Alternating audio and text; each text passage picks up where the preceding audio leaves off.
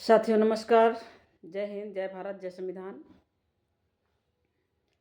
आज मैं एक बड़ी गंभीर विषय पर अपनी बात रखना चाह रही हूँ। बात आजकल सोशल मीडिया पर बहुत तेज़ी से वायरल किया जा रहा है, लिखकर, वीडियो बनाकर महिलाओं के प्रति दहशत फैलाना। इस तरह का वीडियो बना रहे हैं पुरुष लोग कि महिलाएं आजकल बहुत क्रूर हो गई हैं, प्रेमी संग मिल करके मुझे मार देंगी, मार करके ड्रम में भर देंगी, बोरी में भर देंगी, जला देंगी, अपने पतियों को बहुत बुरी तरीके से महिलाएं पिट रही हैं। इस तरह का बहुत सारा वीडियो बना बनाकर पुरुषों द्वारा शेयर किया जा रहा है। लिख करके छोटे छोटे शब्दों में दहशत महिलाओं के प्रति पैदा करना, इस तरह का समाज के लिए ठीक नहीं है। इसलिए ठीक नहीं है कि सभी महिलाएं इस तरह की होती नहीं हैं, पहली बात। दूसरी बात यह है कि अगर वो महिला अपने पति को मारती है, मर्डर करती है, भाग जाती है, किसके साथ भागी थी? कोई पुरुष ही था ना। अगर मर्डर किसी प्रेमी से मिल करके मर्डर करवाती है तो कौन था? पुरुष था। पुरुष इस जघन्य कृत्य में पूरा का पूरा घटना चक्र को घटित करता है, खुद ही करता है उस महिला से मिल करके, जबकि वो जानता है कि उस महिला का पति है, अपना परिवार है, अपना बच्चे हैं अपनी। फिर उस महिला को अपने प्रेम जाल में फंसाता है और मिलकर उस महिला के पति को मारता है, मरवाता है, लेकर भाग जाता है। तो सिर्फ महिलाओं को ही क्यों बदनाम किया जा रहा है कि महिला क्रूर होती जा रही हैं? तुम कहते हो कि महिला ही महिला की दुश्मन होती है, सदियों से कहते आए हो। तो तुम बताओ कि क्या आप पुरुष के हितैषी हो? आप तो पुरुष के अगर हितैषी होते तो उस पुरुष का, जो उसका पति था, पुरुष ही था या कुछ और था, जानवर था, जो उस महिला को प्रेम जाल में फंसाया, उसके पति को मार भी दिए। सोचो, उसके बच्चे अनाथ हुए, एक घर बर्बाद हुआ, उसकी माँ भी लख रही होगी। अब पत्नी तो गई, तुम भी गए जेल में, औरत भी गई जेल में। अगर तुम समाज हितैषी हो, बहुत अच्छे हो, तो क्यों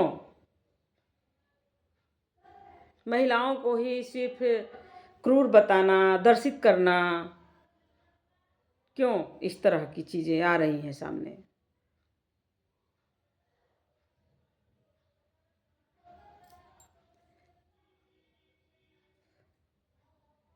आजकल इस तरह के घटनाओं को बहुत तेज़ी से घटित होते हुए देखा जा रहा है, जो कि समाज के लिए बहुत ही खतरनाक होता जा रहा है, ठीक नहीं है। महिलाएं भी ममता को बदनाम कर रही हैं, प्रेम को बदनाम कर रही हैं, भविष्य को खराब कर रही हैं। लेकिन हमारा सिर्फ इस पर टारगेट है, कहना है कि तुम जो महिलाओं को बदनाम कर रहे हो, उनके प्रति दहशत पैदा कर रहे हो, और महिलाओं को बार बार कहते आए हो कि महिला ही महिला की दुश्मन है, तो तुम क्या हो? जबकि समाज की जिम्मेदारी आप पुरुषों को दी गई है और घर की जिम्मेदारी महिलाओं को दी गई है। फिर भी आज महिला पढ़ी लिखी हो गई है, दोनों बुद्धिजीवी हैं, बराबर के हर जगह हिस्सेदार हो रहे हैं, समाज में जा रहे हैं, नौकरी कर रही हैं, चाँद तक महिलाएं पहुंच गई हैं, हमारी राष्ट्रपति महिला है। जब आप यहाँ तक पहुंच गई हैं तो समाज की पूरी जिम्मेदारी दोनों के प्रति आती है। दोनों को सोचना होगा।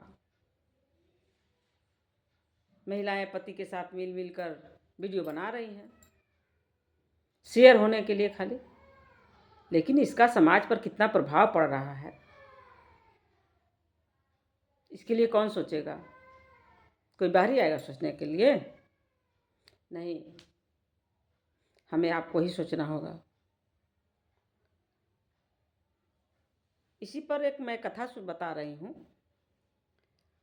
भगवान बुद्ध एक गांव में गए थे, मानव कल्याण की